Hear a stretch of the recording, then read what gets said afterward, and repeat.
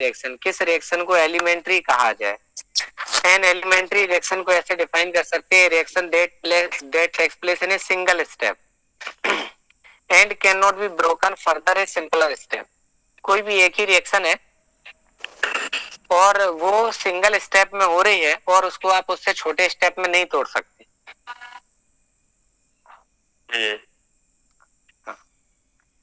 तो बस उसको एलिमेंट्री रिएक्शन कह देंगे। अब क्या आता है, many reactions that follow a simple rate law actually takes place in a series of step. कई बार देखते हैं कि ए से बन रहा है बी, बी बना रहा है सी और सी लास्ट में चेंज होके प्रोडक्ट में जा रहा है। तो ये जो रिएक्शन है ए से डायरेक्ट प्रोडक्ट में जाने का, ये कई स्टेप में गया है। तो ए से प्रोडक्ट होने में एक स्टेप, दो स्टेप, तीन स्टेप, तो ऐसी रिएक्शन को हम लोग कहते हैं कॉम्प्लेक्स रिएक्शन। कॉम्प्लेक्स होती है कठिन, जटिल, संकुल। सर वॉइस आपकी स्लो आ रही है या मेरे फोन में प्रॉब्लम हो रही है? कैसी कम आ रही है? सिंपल रिएक्शन क्या है सर, जो केवल एक स्टेप में होती है, वो कई स्टेप में तोड़ी नहीं जाती। जो कई स्टेप में होती है उसको कॉम्प्लेक्स कहते हैं और जो केवल एक स्टेप में होती है वो एलिमेंट्री रिएक्शन कहते हैं। ये कहिए कि ये पूरी रिएक्शन कॉम्प्लेक्स रिएक्शन है। आप कहें पहला step, each step in complex reaction is called elementary. पहला एलिमेंट्री है, ये एलिमेंट्री है, ये एलिमेंट्री है। टोटल रिएक्शन कैसे नहीं कर सकते, वो एलिमेंट्री जी, ऐसे होता है। तो कॉम्प्लेक्स कैसे बनती है? ओवरऑल जितने भी सिंगल एलिमेंट्री स्टेप है उनको ऐड करते हैं, ओवरऑल रिएक्शन बन जाएगी। दूसरी चीज, एक वर्ड आता है मॉलिक्यूलरिटी का, इसको हिंदी में कहते हैं आणविकता या अणुकता। तो ये आणविकता क्या होती है कि कितने मॉलिक्यूल एक रिएक्शन में एक बार में पार्टिसिपेट कर रहे हैं, उसी को मॉलिक्यूलरिटी कहते हैं। हमने कहा A plus B gives then product, तो इसकी मॉलिक्यूलरिटी हो गई 2, 2 पार्टिसिपेट कर रहे हैं। 2a प्लस बी कितनी होगी मॉलिक्यूलरिटी? 3। ये चीज है।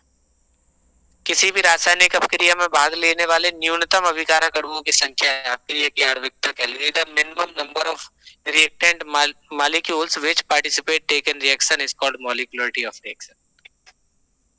अब आता है कॉम्प्लेक्स रिएक्शन। कॉम्प्लेक्स क्या है? अभी बताया था, ए reaction that follow a simple rate law but occurs in a series of step. जो कई स्टेप्स में होती है उसको कह रहे कॉम्प्लेक्स, और जो केवल एक स्टेप में होती है उसको कह रहे एलिमेंट्री। केवल इतना जानना है कि एलिमेंट्री क्या है और कॉम्प्लेक्स क्या है, क्योंकि वो जब रिएक्शन आएगा तो हम उसको समझ में आएंगे। फॉर एग्जांपल देखा जाए कि ये 2NOCl है, ये बना रही है NO2 प्लस Cl2। ये देखने में लग रही है कि ऐसे बनी है, एक्चुअल में हुआ क्या कि 2 NO2Cl में पहले एक NO2Cl जो है वो NO2 और Cl में टूटता है, फिर NO2Cl दूसरे Cl से रिएक्शन करके एक NO2 और Cl2 में टूटता है। पहला स्टेप स्लो है, दूसरा स्टेप फास्ट है। ओवरऑल की बात करें, सबको ऐड कर दो, ओवरऑल आ जाएगी। तो ये अपने आप में एलिमेंट्री है, ये अपने आप में एलिमेंट्री है। लेकिन अगर ये 2 स्टेप में हो रही है, अलग अलग स्टेप में हो रही है, तो किसकी कैटेगरी में जाएगी? कॉम्प्लेक्स। ऐसे है।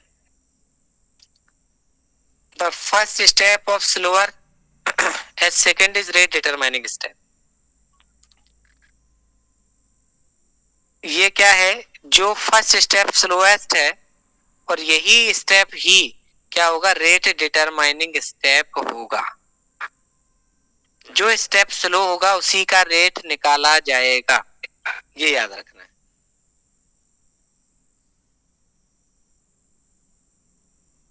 ठीक है जी। कहीं भी जैसे ये इसमें हुई है, ये गलत लिखा है, इसमें नहीं होगी। स्लोएस्ट का ही रेट निकाला जाएगा, जो स्लोएस्ट होगी रेट उसी का ही लिखेंगे। अब बात ये आती है कि कल हम लोग जो पढ़ रहे थे वो बना रहे थे रेट इक्वेशन। अब हम लोग लिखने वाले हैं रेट लॉ, जिसको कहते हैं दर नियम। नियम क्या कहता है? जैसे ए है, बी है और सी और डी बन रहे हैं, तो किसी पदार्थ की अभिक्रिया करने की दर जो अभिकारक पदार्थ है उसकी सांद्रता के समानुपाती होती है। ऐसे रेट डायरेक्टली प्रोपोर्शनल हो। अब यही चीज, इसी को क्या कह रहे हैं? रेट लॉ कह रहे हैं। रेट लॉ कैसे डिफाइन किया जा रहा है? Rate law is experimentally determined. पहली आपसे कहा गया है कि इस रिएक्शन के लिए रेट लॉ बताइए, तो हमेशा देख के नहीं पता चलेगा, निकाला जाएगा।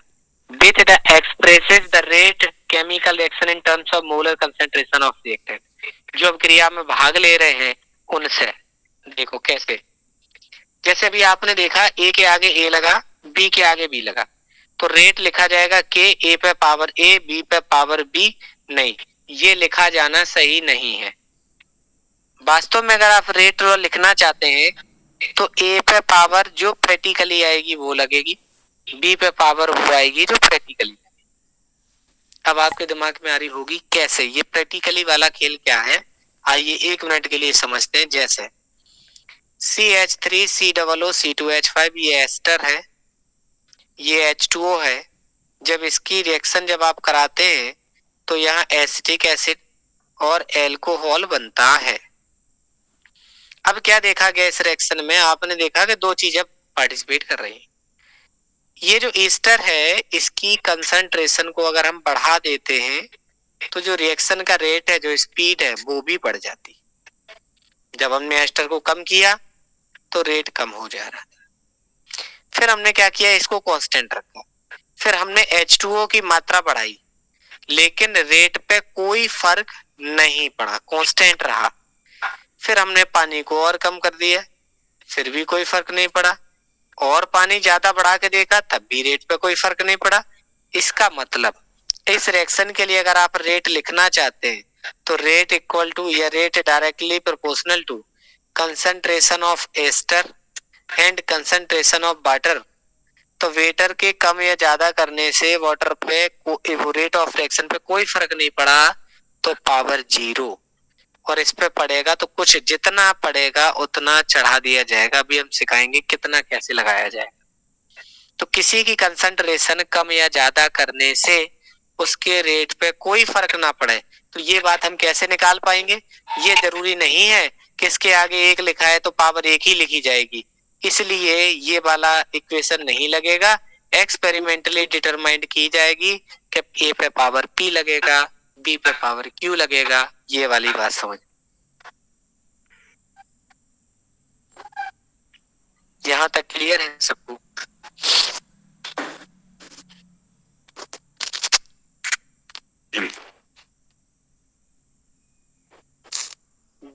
जितनी कंसंट्रेशन कम ज्यादा करेंगे उससे अगर कंसंट्रेशन चेंज हो जाए तो कंसीडर करना, अन्यथा नहीं करना। जैसे H2O2 के आगे 2 लिखा था, लेकिन एक्सपेरिमेंटली जब डिटरमाइंड किया गया तो इस पर पावर 2 नहीं आ रही है, 1 ही आ रही है। यहाँ एक NO2 लिखा है, एक्सपेरिमेंटली डिटरमाइंड किया गया है तो NO पे पावर 2 आई है, और CO पे तो डिपेंड ही नहीं कर रहा है तो CO पे पावर 0 आई है। ये वाली बात केवल एक आइडिया लग गया कि कोई भी रिएक्शन जो लिखी होगी अगर हम उसके लिए रेट लॉ लिखना चाहते हैं तो वही पावर नहीं चढ़ाई जाएंगी जो उसके कोएफिशिएंट में लिखी होंगी, ऐसा नहीं होगा।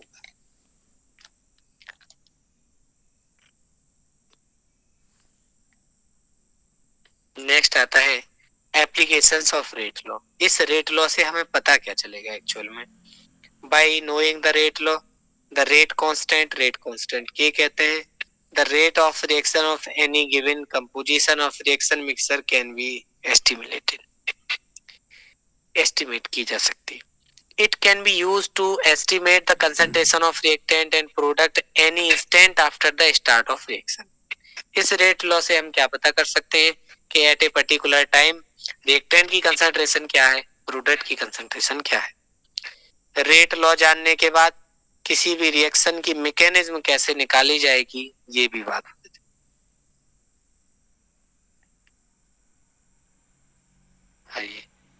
अभी समझते हैं कि रेट लॉ और लॉ ऑफ मास एक्शन में क्या डिफरेंस। स्मॉल ए, स्मॉल बी, कैपिटल बी किस देन प्रोडक्ट। किसी पदार्थ की अपक्रिया करने की दर अभिकारक पदार्थ के समानुपाती तथा सांद्रता पद की घात के समानुपाती होती है। ये तो हो गया आपका law of mass action. Hindi में कहते हैं द्रव अनुपाती क्रिया का नियम।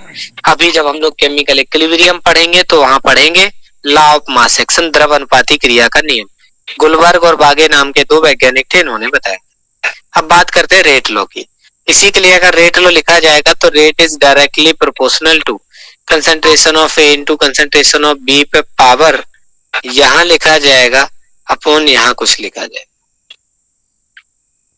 ये एक्सपेरिमेंटली डिटरमाइन होगा, ये थ्योरेटिकल है, बस यही डिफरेंस है।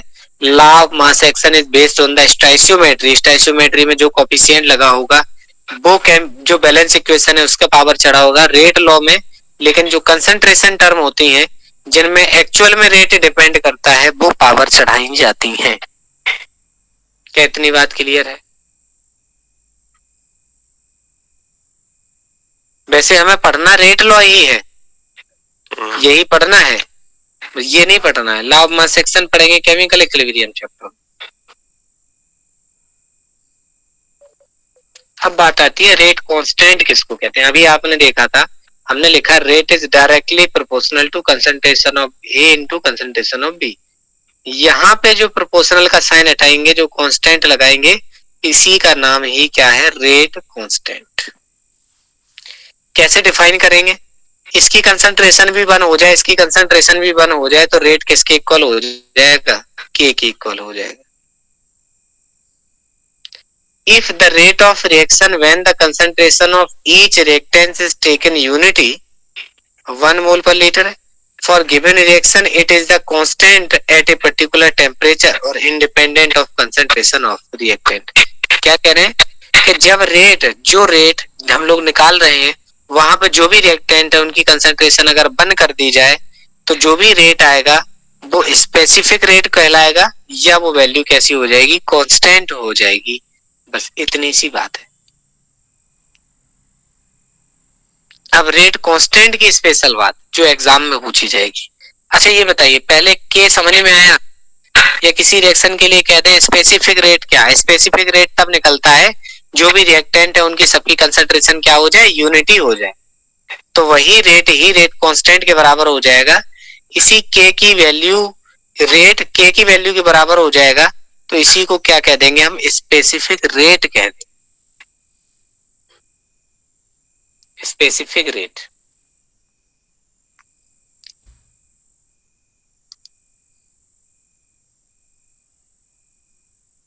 क्लियर है बात?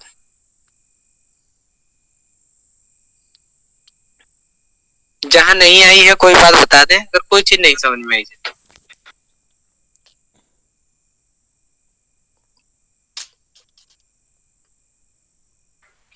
ठीक है सर।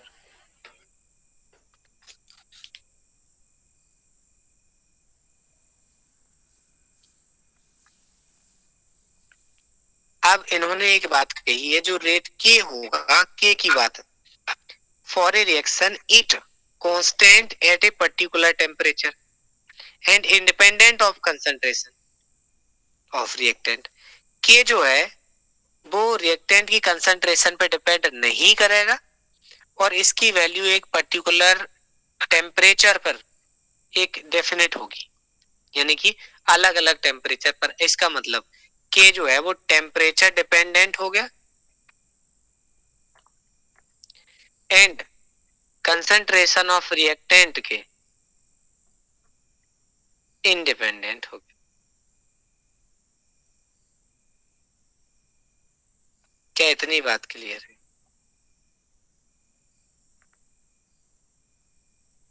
बताएं जरा। टेम्परेचर की प्रति तो कांस्टेंट है, टेम्परेचर डिपेंडेंट है। इन्होंने कहा it is a constant eight a particular temperature. एक पर्टिकुलर टेम्परेचर पर कांस्टेंट है लेकिन डिफरेंट टेम्परेचर पर डिफरेंट होगा। अच्छा, तो बस इतना ही समझना है कि टेम्परेचर डिपेंडेंट है और रिएक्टेंट की कंसंट्रेशन से उसे कोई फर्क नहीं पड़ेगा। ठीक है। तो हम लोग पर्टिकुलर के की ही बात कर रहे हैं। तो जो रेट ऑफ रिएक्शन है वो directly proportional to rate constant की होती है। रेट डायरेक्टली प्रोपोर्शनल के। अगर के बढ़ेगा तो रेट भी बढ़ेगा। Greater the value of rate constant faster the reaction. The value of rate constant is defined at a reaction at a particular temperature, एक पर्टिकुलर टेम्परेचर पे डिफाइन की जाएगी वहां value. With change in temperature rate constant also change, अभी बताया था। और the value of rate constant independent of concentration of reactant. And next है rate constant depend upon the order of reaction, इस पे भी बात करेंगे कि ऑर्डर ऑफ रिएक्शन पे डिपेंड करेगा वो कैसे। रेट कांस्टेंट के की वैल्यू कैटलिस्ट के प्रेजेंस में रेट ऑफ रिएक्शन कम हो जाती है, इसलिए रेट कांस्टेंट की भी वैल्यू कम हो जाएगी। तो करता कैसे आप जानते हैं, कैटलिस्ट क्या करता है, जैसे अपनी कोई रिएक्शन ऐसे हो रही और ये डेफिनेट एनर्जी का बैरियर है कि रिएक्टेंट जब इस एनर्जी को क्रॉस करेगा तो प्रोडक्ट में चेंज हो जाएगा, और कैटलिस्ट क्या करता है, इस एनर्जी बैरियर को ही कम कर देता है। तो यहाँ पे जो कम एनर्जी वाले वैल्यू थे, वो जो रिएक्टेंट पार्टिकल थे, वो यहाँ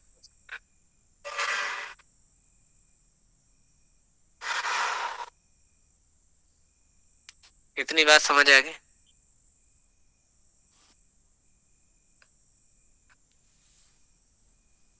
अब बात करते हैं यूनिट ऑफ रेट कांस्टेंट पे। अभी जो हमने आपको समझाया है वो केवल एक बार आपने सुन लिया, जब हम आपको क्वेश्चंस करवाएंगे उसके तो ये चीज रिकॉल हो जाएगी, उसमें जो जो पॉइंट बताए उसको जब आप एप्लीकेबल करेंगे तो समझ आएगा। अब रेट कांस्टेंट के की जो हम लोग बात कर रहे थे, कैसे निकाला था, रेट इक्वल टू क्या होता है, dx upon dt, equal to क्या होगा के, और के इक्वल टू क्या होगा, कंसंट्रेशन। कंसंट्रेशन पे पावर क्या लगी होगी, order of reaction, n. N क्या कह रहे, ऑर्डर ऑफ रिएक्शन। अब एक मिनट समझ लीजिए, पहले रेट कांस्टेंट के की वैल्यू हम निकाले उससे पहले आप समझ लें एक मिनट के लिए ऑर्डर ऑफ रिएक्शन क्या है। ऑर्डर ऑफ रिएक्शन जैसे आपने लिखा था rate equal to k, A पे पावर लिखा था पी और बी पे पावर लिखा था क्यू। जो पावर चढ़ी है, जो एक्सपेरिमेंटली डिटरमाइंड हो रही है, एक्चुअल में उसी को ही ऑर्डर ऑफ रिएक्शन कहते हैं। इस रिएक्शन के लिए अगर ऑर्डर ऑफ रिएक्शन लिखा जाए तो क्या लिखेंगे, ऑर्डर हो जाएगा पी प्लस क्यू, ऐसे लिखा जाता है। होता क्या है ऑर्डर ऑफ रिएक्शन, ऑर्डर में क्या होता है, एक एग्जांपल हम ही लेके बताते हैं।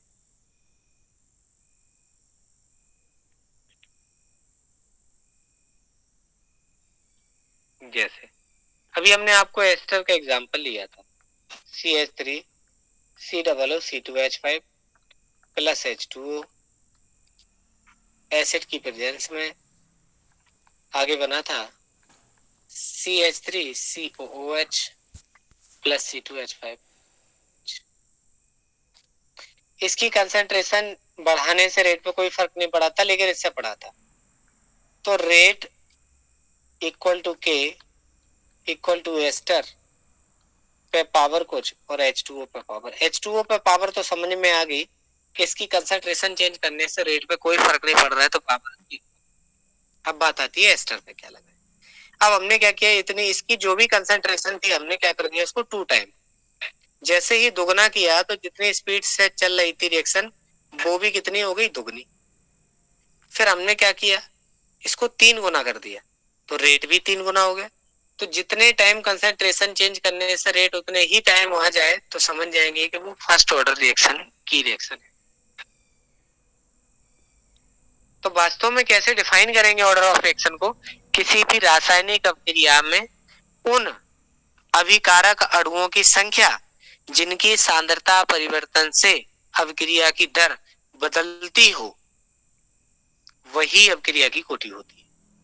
इसमें 2 मॉलिक्यूल पार्टिसिपेट कर रहे थे, इसके कम या ज्यादा करने से रेट पे कोई फर्क नहीं पड़ रहा था, इसके कंसंट्रेशन चेंज करने से पड़ रहा था। इसका मतलब अभिक्रिया की कोटि केवल इस पे डिपेंड करेगी। ये होता है अभिक्रिया की कोटि, मतलब उन अभिकारक अणुओं की संख्या जिनकी सांद्रता परिवर्तन से अभिक्रिया की दर परिवर्तित हो जाए, केवल उन्हीं को ही लिया जाता है, और मॉलिक्यूलरिटी में जितने पार्टिसिपेट कर रहे हो उन सबको लिया जाता है। कुछ डाउट क्लियर हुआ मॉलिक्यूलरिटी और ऑर्डर ऑफ रिएक्शन में। dx upon dt equal to k concentration पे पावर n। अब हमें निकालना क्या है, k की यूनिट निकालनी है। k की निकालनी है तो कंसंट्रेशन इधर पहुंचाएंगे, तो dx upon dt into 1 upon concentration हो जाएगा। dx अपॉन dt को खोल के लिखे x क्या है, कंसंट्रेशन में चेंज, t क्या है, टाइम, इनटू 1 अपॉन कंसंट्रेशन पे पावर n, ये भी कंसंट्रेशन ये भी कंसंट्रेशन, ऊपर जाएगा तो क्या हो जाएगा, k इक्वल टू कंसंट्रेशन पे पावर 1 लगी है यहाँ 1 माइनस n और टाइम पे पावर -1। ये किसी भी अवक्रिया की कोटि जो है अपने पास, जीरो ऑर्डर हो, फर्स्ट ऑर्डर हो, सेकंड ऑर्डर हो, किसी के लिए भी जो रेट कांस्टेंट है, दर स्थिरांक है, इसके k की वैल्यू अगर आपसे पूछता है तो कंसंट्रेशन पे पावर 1 माइनस n, टाइम पे पावर -1 लगाएंगे। 1 मिनट के लिए चेक करते हैं कैसे आप इसको अप्लाई करेंगे, समझिए। जैसे मान लीजिए सांद्रता मोल प्रति लीटर में है, कंसंट्रेशन की वैल्यू किसमें, मोल पर लीटर में, और टाइम अगर मिनट में है, तब आपसे बोला गया बताइए जीरो ऑर्डर की रिएक्शन है, इस जीरो ऑर्डर की रिएक्शन के लिए, जीरो ऑर्डर की रिएक्शन के लिए बताइए के कांस्टेंट की वैल्यू क्या होगी। तो सर क्या लगाएंगे, के इक्वल टू कंसंट्रेशन पे पावर -1 इनटू टाइम पे पावर -1, ये कॉमन है। कंसंट्रेशन किस में लिखी गई, मोल प्रति लीटर में, पावर लिखा है 1 माइनस n, 1 माइनस n मन अपक्रिया की कोटि है, जीरो हो जाएगा, टाइम मिनट में हो जाएगा तो क्या लग जाएगी, मिनट इनवर्स, 1 माइनस 0 1 ही हो जाएगा, mole litre inverse into time पे पावर -1, ये हो गई। ऐसे ही अगर सर इसकी जगह पे फर्स्ट ऑर्डर रख दें 1 माइनस 1 0 और किसी पे पावर 0 वैल्यू 1, तो फर्स्ट ऑर्डर के लिए केवल टाइम इनवर्स, टाइम सेकंड में लिया तो क्या हो जाएगी, सेकंड इनवर्स। ऐसे निकाल लेंगे। कुछ आइडिया लगा इसका निकालने का? अब आते हैं मॉलिक्युलरिटी ऑफ रिएक्शन पे। मॉलिक्युलरिटी क्या है, मॉलिक्युलरिटी इज एन एलिमेंट्री रिएक्शन, एक साधारण अपक्रिया की जो आणविकता है वो क्या होती है, the number of reactant molecules taking part in reaction. किसी भी रासायनिक अपक्रिया में जो अभिकारक अणु भाग ले रहे हैं उनकी संख्या ही क्या होती है, आणविकता। देखे क्या बता सकते हैं, तो कैसा कॉन्सेप्ट है, थ्योरेटिकल है, ये हमेशा एक इंटीजर वैल्यू, तो ये क्या हो गई, यूनिमॉलिक्यूलर। H2 प्लस I2 दो अणु हो गए, मॉलिक्युलरिटी क्या हो गई, बाई मॉलिक्यूलर, दो हो गई। 3 अणु भाग ले रहे तो क्या हो जाएगी, ट्राई मॉलिक्यूलर। अब डिफरेंस समझे मॉलिक्युलरिटी में, आपने क्या लिखा था, रेट इक्वल टू के, ए की पावर कंसंट्रेशन कुछ, बी पे पावर कंसंट्रेशन जो एक्सपेरिमेंटली निकलेगी। इस रिएक्शन में क्या निकला था, ए पे पावर ए और बी पे power B. It is the sum of exponent which the concentration term in rate law raised. Order of reaction क्या होती है, जो भी रेट लॉ में कंसंट्रेशन पे पावर जो चढ़ी होती हैं उनका योग होता है, इसी को अपक्रिया की कोटि कहते हैं। और मॉलिक्युलरिटी क्या होती है, किसी भी रिएक्शन में कितने मिनिमम जो रिएक्टेंट है वो पार्टिसिपेट कर रहे हैं उन्हीं की संख्या ही क्या होती है, molecularity. Order of reaction experimentally determine की जाती है, ये एक theoretical value. Order of reaction fraction भी आ सकता है, इंटीजर भी आ सकता है, जीरो भी आ सकता है, लेकिन मॉलिक्युलरिटी हमेशा एक इंटीजर वैल्यू ही आती है। नेक्स्ट, ये order of reaction experimental condition पे चेंज हो सकती है, लेकिन ये मॉलिक्युलरिटी क्या है, थ्योरेटिकल वैल्यू है, तो इसके चेंज होने का कोई मीनिंग नहीं है। और लास्ट है कि जो ऑर्डर ऑफ रिएक्शन है वो एलिमेंट्री और कॉम्प्लेक्स दोनों के लिए निकाली जा सकती है, लेकिन मॉलिक्युलरिटी केवल सिंपल रिएक्शन में ही निकाली जा सकती है, कॉम्प्लेक्स रिएक्शन में इसका कोई मीनिंग नहीं होता है। अगर थ्योरी यहां तक क्लियर हुई तो आइए बढ़ते हैं क्वेश्चन की तरफ। पहले तो ऑर्डर ऑफ रिएक्शन आपने देखा, अभी क्या बताया था, फिर से एक बार डिफाइन किए दे रहे। Order of a chemical reaction with respect to each reactant is defined the exponent of concentration term that rise. Rate equal to लिखा था K, A पे पावर अगर एक चढ़ी है तो अपक्रिया की कोटि एक हो गई, इस पे पावर दो चढ़ी है तो ऑर्डर ऑफ रिएक्शन अपक्रिया की कोटि दो हो गई। ओवरऑल ऑर्डर ऑफ रिएक्शन कहे तो इन दोनों को जोड़ दीजिएगा, वो आपकी order of reaction, overall order of reaction होगी। पावर अगर P चढ़ी है, Q चढ़ी है, तो P plus Q he order of reaction हो जाएगी। जैसे सिंपल समझे, भले ही H2O2 यहाँ पे 2 लिखे थे, लेकिन रेट लॉ वास्तव में निकल के आता है कि rate equal to k concentration of H2O, तो उससे फर्क नहीं पड़ता है, इसकी केवल एक घात से है, तो ये ऑर्डर फर्स्ट ऑर्डर की रिएक्शन मानी जाएगी। तो ये चीज एक्सपेरिमेंटली डिटरमाइंड की जाएगी, या भी जब कभी भी ऐसा क्वेश्चन देंगे तो आपको वैल्यू दी जाएगी। ये होता है। जैसे अब क्या आते हैं characteristics of order of reaction, वैसे हमने पढ़ लिया है, वही चीज है जो डिफरेंस में। एक एक्सपेरिमेंटल वैल्यू है, पावर ऑफ सम को बोला जाता है इंटीजर, फ्रैक्शनल, जीरो कुछ भी हो सकती है, स्टोइकियोमेट्री से कोई संबंध नहीं है इसका, है ना। It is defined only terms in concentration of reactant, not product. Order of reaction कभी रेट इक्वल टू ए पे पावर बी पे पावर लिख रहे थे, कभी सी पे पावर डी पे पावर नहीं लिखा। It may be change with the experimental condition. Order of reaction is also applicable in elementary as well as complex reaction, ये भी होता है। आइए अब चलते हैं क्वेश्चन पे। जितना अभी तक पढ़ा है उस चीज को अप्लाई करेंगे, समझेंगे, फिर आगे बढ़ेंगे। क्या लिखा, A reaction is first order with respect to reactant A, तो क्या लिखेंगे, rate equal to k A पे पावर 1।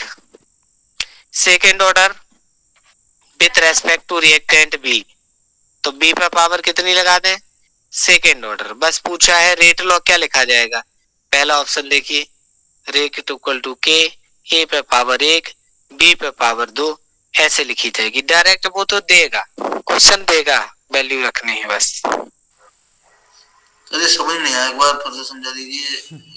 ये बोला कोई भी रिएक्शन है, फर्स्ट ऑर्डर है विथ रेस्पेक्ट टू ए की रेस्पेक्ट में फर्स्ट ऑर्डर है, तो ए पे पावर कितनी लगा दे, कह रहा है second order with respect to B, तो बी पे पावर कितनी लगा दी, तो बस बोले रेट क्या बनेगा, ये बनेगा rate equal to k A पे पावर 1 बी पे पावर 2, ये बना।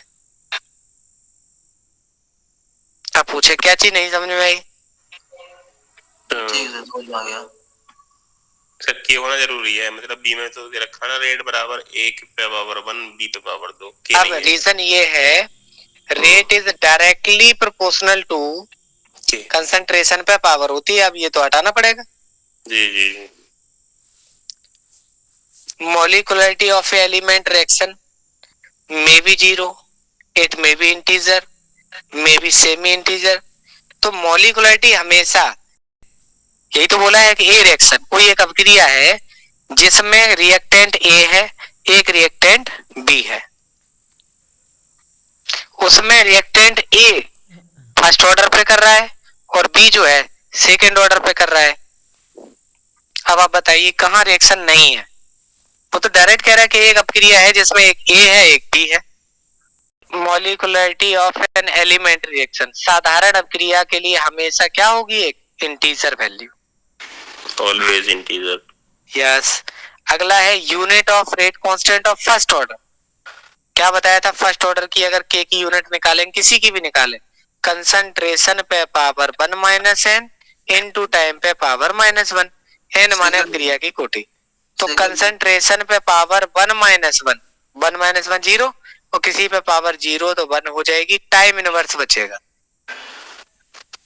तो टाइम पे पावर -2, टाइम पे पावर ही नहीं दी है, टाइम पे पावर 1 माइनस की, और यहाँ भी टाइम पे पावर ही नहीं दी है, तो टाइम इनवर्स हो जाएगा, यही हो गई वैल्यू। तो वो सर मेन फार्मूला है कंसंट्रेशन पावर 1 और सेकेंडरी पावर मतलब टाइम। यस, ये जो लिखा है कंसंट्रेशन पे पावर 1 माइनस एन, वो इसके लिए है कि चाहे फर्स्ट सेकंड किसी की भी यूनिट हो जाए, जी जी, आपको क्या करना है, के लिखना है, कंसंट्रेशन लिखनी है, 1 माइनस एन लगाना है, टाइम पे पावर -1। टाइम अगर मिनट में दे तो मिनट इनवर्स लगा देना, आवर्स इनवर्स, ईयर इनवर्स, जितना दे दे। और कंसंट्रेशन जिसमें दी हो, मोल पर लीटर तो मोल पर लीटर, मोलरिटी हो तो कैपिटल एम बना देना, मोल पर डेसीमीटर क्यूब में मोल पर डेसीमीटर क्यूब बना देना, और यहाँ पे ऑर्डर ऑफ रिएक्शन जो पावर चढ़े वही नीचे उतार देना बस। यहाँ पर सर एन जो है order of n order of reaction है, यस, कि यहाँ पे जो है constant rate of constant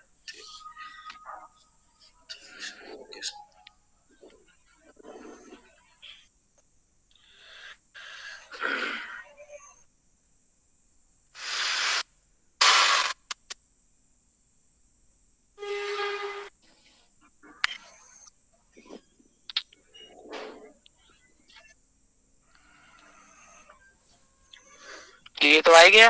order of reaction कैसे डिटरमाइन की जाएगी? एक्सपेरिमेंटली। हाँ, अगर मॉलिक्युलरिटी होती तो देख के आप बता देते।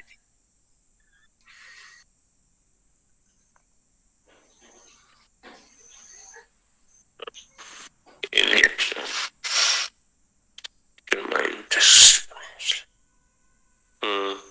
ठीक है sir. Catalytic decomposition of PH3 reaction of, sir ये कैसे जीरो ऑर्डर हो गया? ये है, याद करना पड़ेगा, PH3 का डिकम्पोजिशन। मतलब ये कुछ एग्जाम्पल हैं, जैसे किसी भी रिएक्शन के लिए कि कोई भी रिएक्शन जो है किस ऑर्डर की होती है, तो उसके लिए ये लर्न करना पड़ेगा कि कुछ रिएक्शन है जो इसी काइनेटिक्स को फॉलो करती हैं। जैसे जीरो ऑर्डर की, जैसे इन्होंने ये जीरो ऑर्डर का दिया, तो सर अमोनिया का डिकम्पोजिशन भी जीरो ऑर्डर होता है। N2+3H2 में टूटना, ये भी जीरो ऑर्डर है। और H2+Cl2 मिलके 2HCl का बनना, ये भी जीरो ऑर्डर है। तो आपको सबके दो दो जीरो ऑर्डर, फर्स्ट ऑर्डर के दो दो तीन तीन एग्जाम्पल्स याद हैं।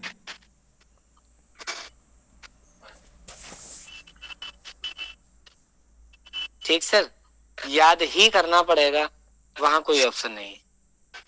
जी सर।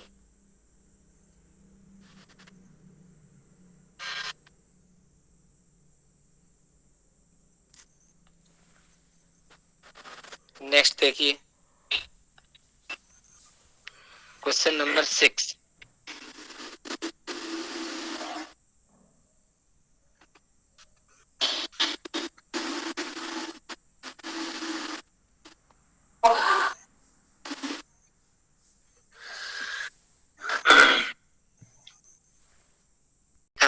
तो हम जो आज आपको ऑर्डर ऑफ रिएक्शन बता रहे हैं, क्या वो वही बता रहे हैं कि जो आगे पावर लगी हो वही चढ़ा देंगे क्या? यही चीज तो समझा रहे हैं, यही नहीं करना है कि जो लिखी है वही पावर नहीं चढ़ेंगे, वो तो एक्सपेरिमेंटल रहेंगे।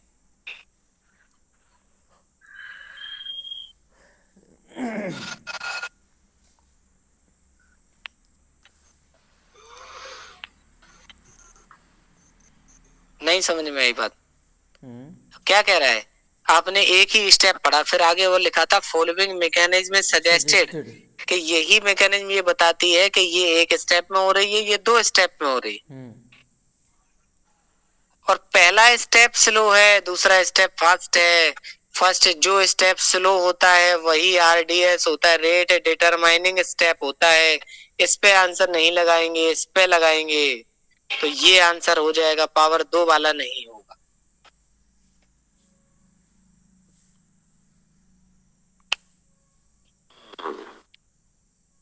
सुधीर सर,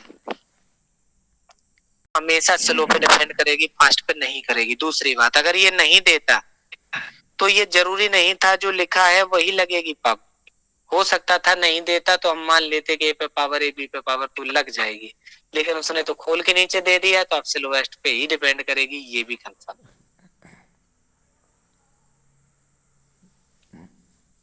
क्वेश्चन नंबर 7 है, which of the following statement regarding molecularity of reaction is wrong? Molecularity के लिए रॉन्ग कौन सा है? It may be whole number और फ्रैक्शनल, गलत कि सही है? गलत। जो मॉलिक्युलरिटी है वो क्या होगा? मॉलिक्युलरिटी या तो पूरा नंबर होगा या फिर फ्रैक्शनल होगा, तो मॉलिक्युलरिटी फ्रैक्शनल नहीं होगी।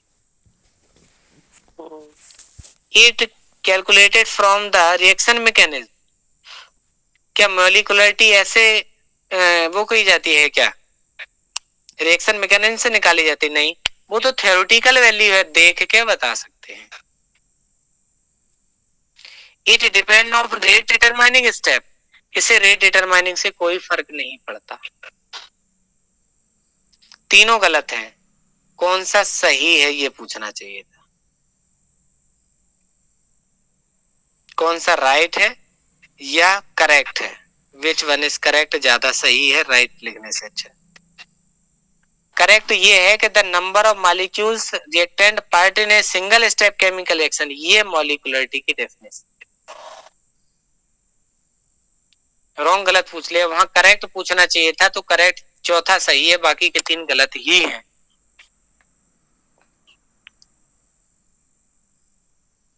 बात क्लियर हुई?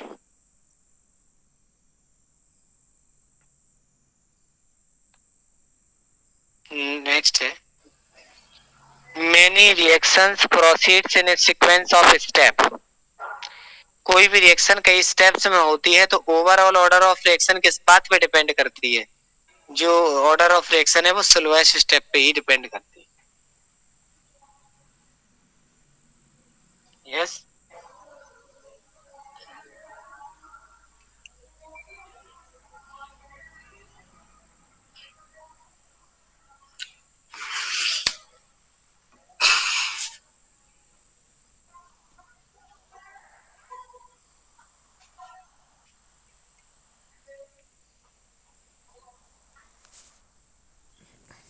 अब आते हैं न्यूमेरिकल।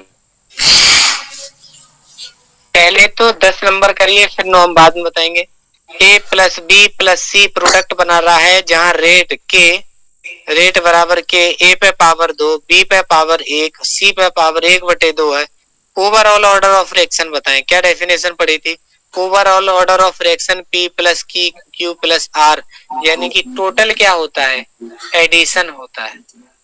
7/2 3.5। यस, 2 + 1 + 1/2 कितना हो जाएगा? 7/2।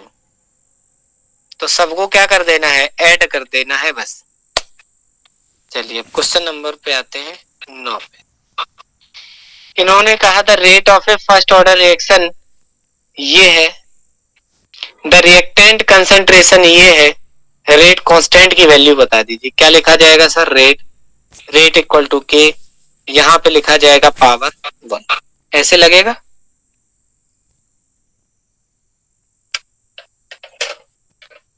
अब क्या लगाते हैं? ये कह रहा है द रेट ऑफ, तो रेट की वैल्यू 0.01 दे रखी, कांस्टेंट के हो गया। ए की कंसंट्रेशन कितनी दे रखी? 0.2 दे रखी। के की वैल्यू बता दीजिए। के इक्वल टू क्या हो जाएगा? 0.01 डिवाइडेड बाई 0.2 हो जाएगा कि नहीं? बस इसी को ही करना है। ऊपर क्या आंसर आ जाएगा इसका? 1/20।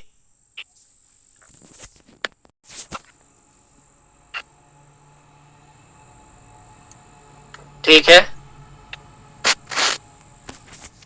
जो देखेंगे जैसे दी हो, जैसे यहाँ पे सेकंड ही दिया था, तो सेकंड ही आंसर आएगा, पर मिनट नहीं है। यानी पहली यूनिट ही सेकंड लेके ही चले।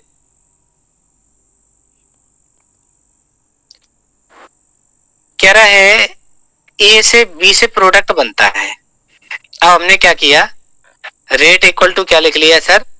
के ए पे पावर कुछ और बी पे पावर कुछ। ठीक, ये कॉमन इक्वेशन बना ली। कब? जब इन्होंने ये दे रखा है तब। बोले ये ऑब्जर्व किया गया जब ए को कांस्टेंट रखें, बी को डबल करें, तो रेट डबल हो जाता है। इस क्वेश्चन में थोड़ा सा आपको लॉजिक लगाना पड़ेगा, मेरे साथ समझिएगा कि हमें नहीं पता किस ऑर्डर की हम एक्स मान लें, किस ऑर्डर की हम वाई मान लें, या पी या क्यू मान लें। ये पहली इक्वेशन। इन्होंने कहा पहली शर्त जो कह रहे हैं वो हम अप्लाई करते हैं। कह रहे हैं कि ए को कांस्टेंट रखो, ए को सर वही रखा। कह रहे हैं बी को दोगुना कर दें, तो बी को हम क्या लिख दें सर? 2y लिख दें। तब कह रहे हैं बिकम्स डुअल, रेट कितना हो जाता है? रेट 2 गुना हो जाता है। ये वाली बात बन गई। अब हम क्या करें? यही बनने के बाद हमने क्या किया? पहली इक्वेशन और जो दूसरी इक्वेशन है इसको डिवाइड कर दिया। के से के कैंसिल, इससे ये कैंसिल, बी पे पावर बाई से बी पे पावर बाई कैंसिल, यहाँ क्या बचा? 2 पे पावर बाई। यहाँ क्या बचा? रेट से रेट कैंसिल, 1/2 बचा। 1/2 बराबर आया है 1/2 पे पावर बाई, तो यहाँ पावर 1 मान लें। बाई इक्वल टू क्या आ गया? 1। क्या ये मैथमेटिकल इक्वेशन समझ आई सबको?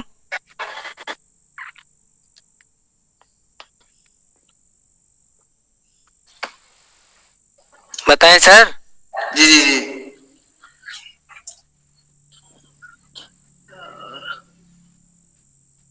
देखिए लेकिन सभी लोग बोलते नहीं है एक साथ, तो फिर समझ में नहीं आता। इसमें सर तो मतलब समझ में नहीं आया क्या हुआ क्या नहीं है। इसमें सर एक समीकरण और बन जाएगी मेरे हिसाब से। हाँ बिल्कुल बनेगी, अभी तो आधा क्वेश्चन हुआ ना। तो y बराबर 1 यानी कि x और हमने y कहा इतनी बात समझ में आई, ये वाली इक्वेशन समझ में आई। एक बात देख काफी लोग रहे, हमें लग रहा है खाना ना खाने चले जाते हैं सभी लोग। क्लास क्या रेट लेके चले थे, rate equal to k, A पे पावर एक्स, बी पे पावर वाई, ये पहली थी। दूसरी इक्वेशन में कह रहा है कि बी को कांस्टेंट कर ले, तो बी को वही रखा जाए। कह रहा है ए को डबल करें, ए को जब डबल करते हैं तो पावर दोनों पे हमने खोल के लिख ली, वही चीज जैसे यहाँ लिखी थी। 2a लिखे, एक्स पावर है, 2 पे पावर एक्स अलग कर लिया, ए पे पावर एक्स अलग कर लिया, और कह रहे हैं रेट जो है 4 टाइम्स हो जाता है, रेट इक्वल टू 4 टाइम्स। दोनों को डिवाइड कर दिया, इक्वेशन थर्ड को और 1 को। ये कैंसल, ये कैंसल, ये कैंसल, ये कैंसल। 1/4 को 1/2 पे पावर 2 लिख दिया, इधर 1/2 पे पावर एक्स लिख दिया, दोनों समान है, x बराबर 2 लिख दिया, यानी x की वैल्यू 2 आ गई, y की वैल्यू 1 आ गई। The order of reaction equal to 2 + 1। ये ऐसे बनेगा। 2 + 1 3 हो जाएगा सर। हाँ 3 है, तो लास्ट ऑप्शन हमने टिक किया है, ये डी ऑप्शन। अच्छा सर, इसको पहले और दूसरा समीकरण केवल पहले वाला पॉइंट और दूसरे वाले पॉइंट से जो समीकरण बनेगी उनसे अगर हल करें तो खाली नहीं, जो कंडीशन है जो अप्लाई है, इन्होंने क्या कहा कि ये इक्वेशन दी गई जी, तो इस पे पहले रेट लॉ बनाएंगे ना, इस पे जी, फिर अप्लाई करिए कि ये ऑब्जर्व किया गया है, ए को कांस्टेंट रखें, बी को इतना करें, फिर कह रहे हैं फिर ऐसा करिए, फिर बी को कांस्टेंट करिए, फिर ए को बढ़ाइए, ये करेंगे। अब क्या होगा, आपकी हम बात मान लेंगे, आप दूसरे इक्वेशन और तीसरे को करा लीजिए। क्या होगा उसको कराने से, एक पे आएगी 2 पे पावर एक्स और उसी इक्वेशन में आएगी 2 पे पावर वाई, ऐसे एक और हाँ, और यहाँ पे 1/4 आया था और 1/2 आया था और 1/8 आ सकता है वहां पे, यानी ये वाली बात जो है, ये हम आपकी बात मान लें तो यहाँ 1/8 आ सकता है। तो आप लिख सकते हैं 1/8 को 2 पे पावर 3 और इस पे 2 पे पावर गुणा में घातें जुड़ जाएंगी, 2 पे पावर x + y हो जाएगा, x + y बराबर 3 आ गया। तब भी सर तब भी निकाल सकते, यस तब भी तो ठीक आ रहा था। हाँ आ गया, सही आएगा, लेकिन हर एक में आएगा ये नहीं पता, इसमें बन गई। सही बात, क्योंकि ये लगता है ना कि 2 समीकरण है तो 2 को हल करने से जो है नहीं, एक्चुअल में लेके आप पहले से ही चलेंगे, पहले को इससे रिलेट कराएंगे। जैसे अभी हम एक अगला एग्जांपल बता रहे, ये है क्वेश्चन IIT जी में पूछा गया। इन्होंने कहा कि एक इक्वेशन E + B से प्रोडक्ट बनता है, ए की कंसंट्रेशन को ये लिया, अगले प्रैक्टिकल में ए की कंसंट्रेशन को दोगुना किया, अगले प्रैक्टिकल में ए को फिर उतना ही कर दिया। जो एक्सपेरिमेंट कर रहे थे, जब पहले को 0.1 माना तो बी को भी 0.1 माना था, उस टाइम पे जो रेट है वो ये था। जब हमने बी को कांस्टेंट रखा, बी को चेंज नहीं किया, जब ए को दोगुना किया तो हमने देखा कि रेट भी दोगुना हो गया। ठीक है, ऐसे एक्सपेरिमेंट किए कि फिर हमने पहला जितना लिया था उतने ही ए को ले लो, ए को कांस्टेंट करो, लेकिन बी को दोगुना कर दो और रेट पे कोई फर्क नहीं पड़ा, ऐसे निकाला जाएगा। आइए इसी क्वेश्चन को भी, ये सब फर्स्ट ऑर्डर है ना। यस, अब हम आपको पहले सिंपल तरीका भी बताएंगे और कॉमन भी बताएंगे। पहले तो ये कि इस रिएक्शन के लिए आप लिखेंगे rate equal to k, A पे पावर एक्स, बी पे पावर वाई। अभी हम पूरा मैथमेटिकल एक बार बता रहे हैं, फिर उसके बाद शॉर्ट ट्रिक बताएंगे, आप देख के आंसर बता दिया करेंगे बस सीधा। तब अब इन्होंने पहली इक्वेशन ली है, हम इनको ले लें,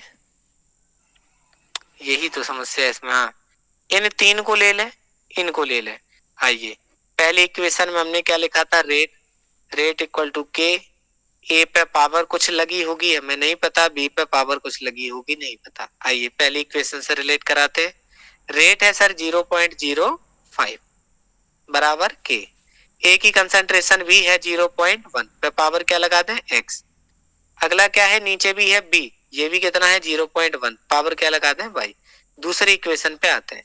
दूसरे इक्वेशन में कितना हो गया 0.1 हो गया बराबर k है। ए की कंसंट्रेशन कितनी हो गई 0.2 हो गई और अगले वाले में बी की कंसंट्रेशन वही है। ये हमने वैल्यू कौन सी रख ली है आपको समझ में आ गया, इस पहले एक्सपेरिमेंट की और दूसरे एक्सपेरिमेंट, यस सबकी। के से के कैंसल, बाई वाला कैंसल, ये 1/2 आ गया, ये भी 1/2 पे पावर x आ गया, तो x की वैल्यू 1 आ गई। अब हमने फिर से पहला इक्वेशन और तीसरे इक्वेशन को ले लें। 0.05 बराबर के 0.1 पे पावर x, 0.1 पे पावर y, पहला ले रहे हैं। फिर तीसरा ले लो, तीसरे का रेट कितना है 0.05 ही है बराबर क्या है के। ए की वैल्यू है 0.05, ये नहीं ए की वैल्यू क्या है 0.1 ही है। 0.1 पे पावर x, अगले में है 0.2 पे पावर y। ये लीजिए, ऐसी वैल्यू लेते हैं जो कैंसिल हो जाए। पहले में हमने y कैंसिल कर ली, तो अब इसमें हम x कैंसिल कर ले, और यहाँ ये कैंसिल हो गया, यहाँ क्या वैल्यू आ गई 1, और इसको क्या क्या आया 1/2 पे पावर क्या आई y। अब ये वैल्यू आई, ये वैल्यू आपस में कैसे बराबर कर सकते हैं 0 सर 0 आया हाँ, y बराबर। क्या लिखे इस पे पावर ये लिख ले, किसी पे पावर 0 उसकी वैल्यू 1 आ जाती है, तो 1 को हम 1/2 पे पावर 0 लिख दे, 1/2 पे पावर y, 1/2 पे पावर 0, y बराबर 0। x की वैल्यू 1 आ गई, y पे पावर 0 आ गई। इन्होंने रेट लॉ पूछा था, क्या लगेगा रेट लॉ, यहाँ पे x की वैल्यू क्या चढ़ा देंगे 1, y की क्या चढ़ा देंगे 0, ये बन गया रेट लॉ। फिर पूछेगा रेट कांस्टेंट क्या है। अब रेट कांस्टेंट कैसे निकालेंगे, रेट इक्वेशन तो हमें पता चल गई, रेट बराबर आ गया के ए पे पावर 1 आई, बी पे पावर 0 आई। किसी एक इक्वेशन में रख लो, पहले में ही रख ले। 0.05 बराबर के 0.1 पे पावर 1, 0.1 पे पावर 0, किसी पावर 0 वैल्यू खत्म। के की वैल्यू क्या आ जाएगी 0.05 डिवाइड बाई 0.10, क्या आ जाएगी 1/2 या कहें 0.5, क्या आ जाएगी मोलर पर सेकेंड। ये ले,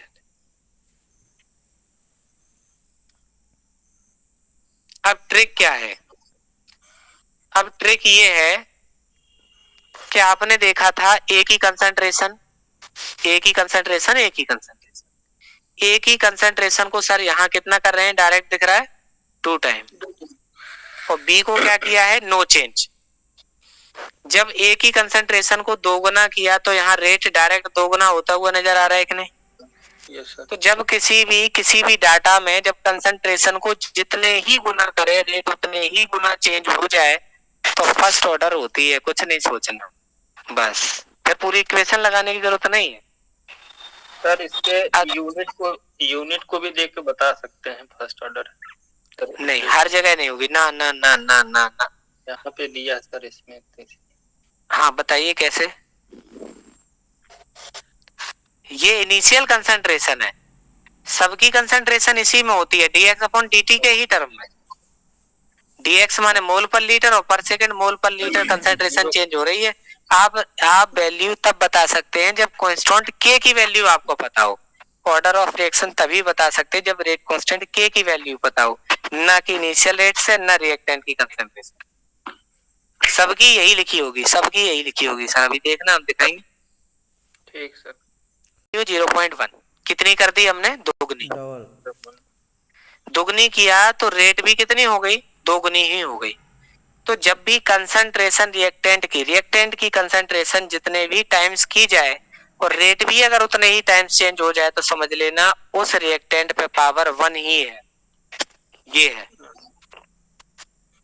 दूसरी बात कि कितने भी गुना करते हैं रेट पे कोई फर्क ना पड़े। जैसे पहला और तीसरा एक्सपेरिमेंट, ये देखो कोई चेंज है क्या, नहीं, लेकिन बी की कंसंट्रेशन में गौर करना, कि पहले एक्सपेरिमेंट और तीसरे एक्सपेरिमेंट में बी की कंसंट्रेशन को हम दोगुना कर रहे हैं, लेकिन रेट पे कोई प्रभाव, रेट पे कोई फर्क नहीं पड़ रहा है, नहीं पड़ रहा है तो पावर क्या लगेगी सर उस पे?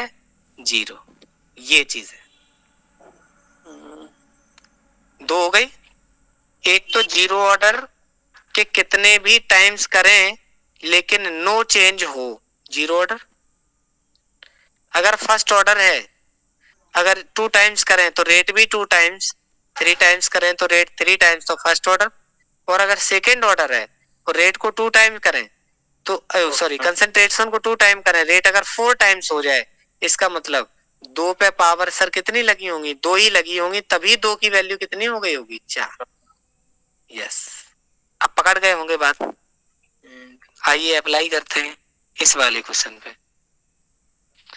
P प्लस Q से दे रहा है S, हमें नहीं पता, ये P की वैल्यू है। पहले एक्सपेरिमेंट में P नो चेंज, लेकिन Q की कंसंट्रेशन दोगुनी हो रही है। दोगुनी होने पर रेट भी कितना हो रहा है? दोगुना। दोगुना। Q पे पावर क्या चढ़ जाएगी? 1। क्लियर हो गई बात? Yes sir. अब देखो, पहले और तीसरे एक्सपेरिमेंट में Q कांस्टेंट कर लिया हमने, नो चेंज है, ये बदल नहीं रहा। लेकिन P तीसरे एक्सपेरिमेंट में P कितना हो रहा है? दोगुना। दोगुना करने से यहाँ भी कितना हो गया? दोगुना। तो P पे पावर भी कितनी है? 1। अब पूरा सॉल्व करके भी देख लीजिए, तब भी आंसर वही है। दोगुना करें तो मतलब ये कहने का, उसमें पावर के हिसाब से देखते हैं। फिर एक एक्सपेरिमेंट समझो आप।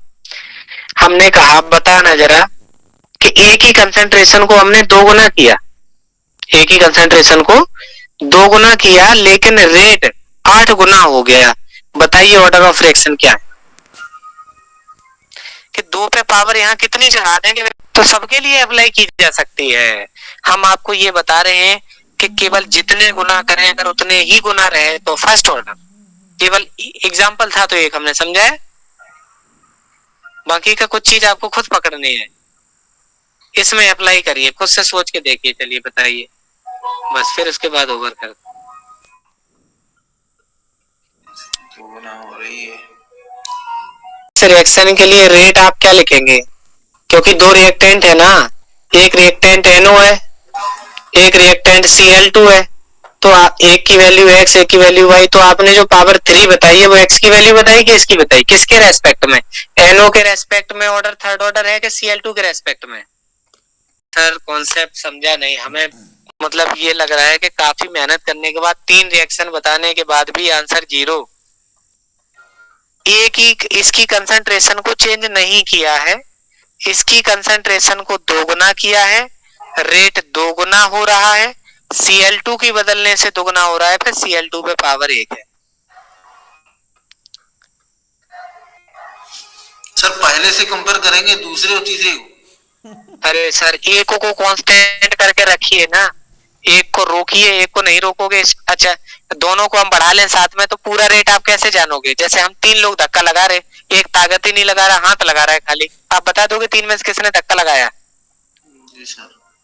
ये कह रहे हैं कि अगर NO की कंसंट्रेशन हम चेंज ना करें, तब हम जब इसको बढ़ाएं घटाएं तभी तो हमें पता चल पाएगा कि इसके घटाने बढ़ाने से रेट घट बढ़ रहा है। जी जी। और फिर जो तीसरी वाली क्वेश्चन दोनों की इनने बढ़ा दी, दोगुनी कर दी। तो जरूरी है पहला तीसरा चेक करो कैसे आप कर रहे हैं। दोनों की बढ़ रही, दोगुनी। ऐसे देखो, एक मिनट, हमें लग रहा है कॉन्सेप्ट पकड़ नहीं पा रहे।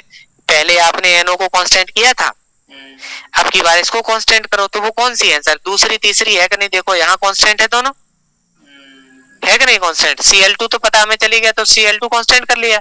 अब इसको किया दोगुना, इसको दोगुना करने से 24 चौको 96, दोगुना करने पे 4 गुना हो रही है, इस पे पावर 2 लगी। यही तो, यही पे तो गड़बड़ हो रही है बार बार।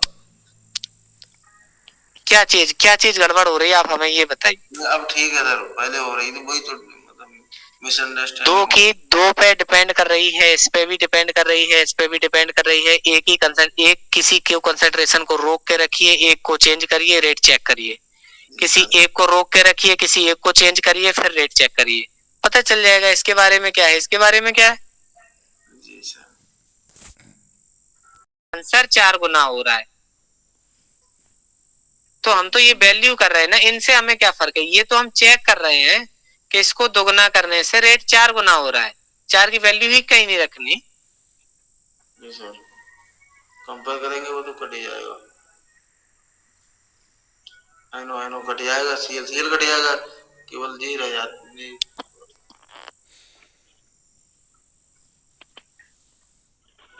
समझ में आ गया सर, आ गया